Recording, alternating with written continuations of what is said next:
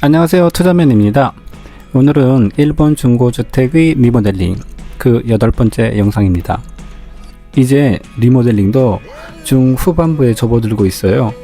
앞으로 3, 4회 정도면 리모델링이 완료될 것 같습니다. 그리고 리모델링 후 월세를 얼마나 받을지에 대해서도 부동산 업자와 상담을 할 예정이고요.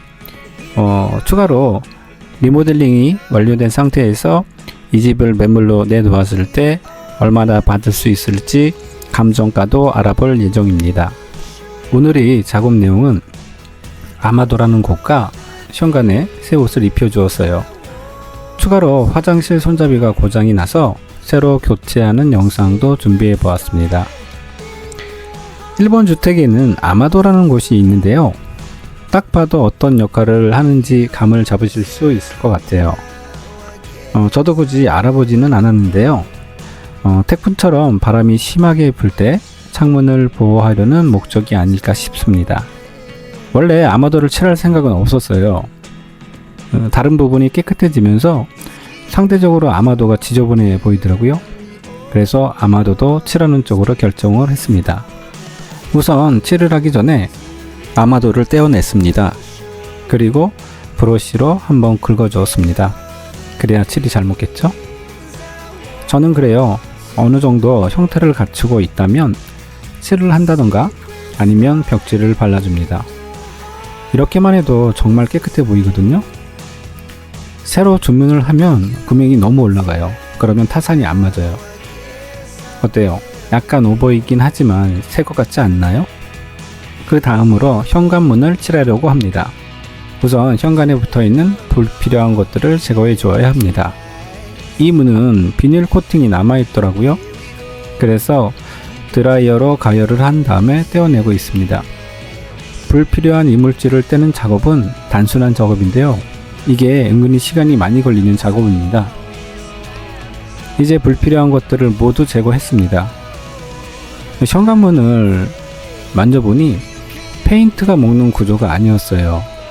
이 현관문은 코팅 처리가 된 것 같아요.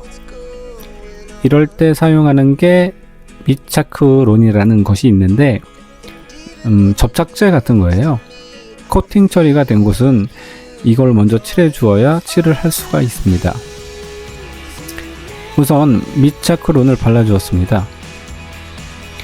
이제 문을 칠하기 시작했습니다. 원래의 모양이 나무 계열인데 현관 이미지가 좀 약해 보이더라고요. 그리고 너무 올드한 느낌이 들었습니다. 진한 파란색으로 칠을 해 주었습니다. 저는 집의 외관도 신경을 쓰는 편이에요. 입장을 바꾸어서 제가 집을 구하는 입장이어도 외관이 지저분한 집은 별로라고 생각을 합니다. 저는 임대를 위해서 리모델링을 할 때 한 가지 기준을 갖고 있어요. 그 기준은 내가 들어가서 살 수 있는가? 라는 기준입니다. 최소한 이 정도는 돼야 내가 들어와서 살 수 있지 않을까? 라는 기준을 갖고 리모델링을 해요. 칠이 완료된 후의 영상입니다. 눈이 반짝반짝 나는 것이 새 것 같아요.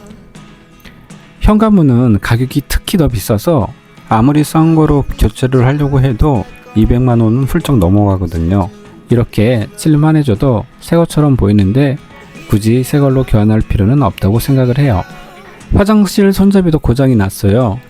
마침 지난번 집에 사용하려고 주문했던 것이 있었는데 사이즈가 맞지 않아서 그냥 갖고 있었어요. 그래서 이번 집에 사용해 보려고 합니다. 이거 교체하는 거 별거 아니라고 생각을 했었는데 손잡이를 떼어내는 것부터 고생을 했습니다.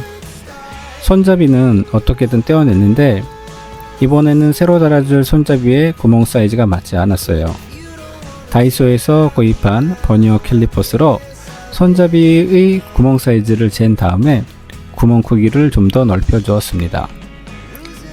이 문도 좀 지저분한데 나중에 리메이크 시트지 또는 칠을 할 생각입니다. 다음 주부터 업자가 투입이 돼요. 저한테는 신과 같은 존재이죠. 제가 하는 투자는 헌집 투자인데요. 이 투자를 성공하기 위해서 아주 중요한 두 가지 조건이 있는데요. 집을 얼마나 싸게 손에 넣느냐이고 그리고 리모델링을 얼마나 저렴하게 끝내느냐입니다. 그래서 업자 선택이 엄청 중요해요. 제가 지금 업자를 선택하기까지 10군데의 다른 업자와 비교 견적을 받고 결정한 업자입니다. 지금 이 업자와 호흡도 잘 맞고 있어서 일을 할 때 마주치지는 않지만 평일은 업자가 와서 일을 하고 주말에는 제가 나와서 일을 해도 문제없이 일이 진행되고 있어요. 다만 옆집이 좀 불쌍하죠. 일주일 내내 주말도 없이 쿵쾅쿵쾅 거리고 있으니. 그래서 지금 1층에 사용할 벽지, 그리고 장판, 그리고 싱크대, 그리고 세면대를 어떤 것으로 할지 고르는 중이에요. 이것은 우리 집사람과 아이가 담당을 해요. 이거 처음 시작할 때 와이프랑 엄청 싸웠습니다. 물건이 처음 상태를 보여주고 이거 살래? 라고 했더니 이렇게 허름한 집을 누가 월세를 내고 들어와서 사냐고 엄청 반대했었습니다. 제가 집사람을 설득하는데 한 3년 걸린 것 같아요. 이제는 와이프도 많이 적극적으로 변했습니다. 오늘 영상은 여기까지입니다. 다음 영상으로 다시 찾아뵙겠습니다. 감사합니다.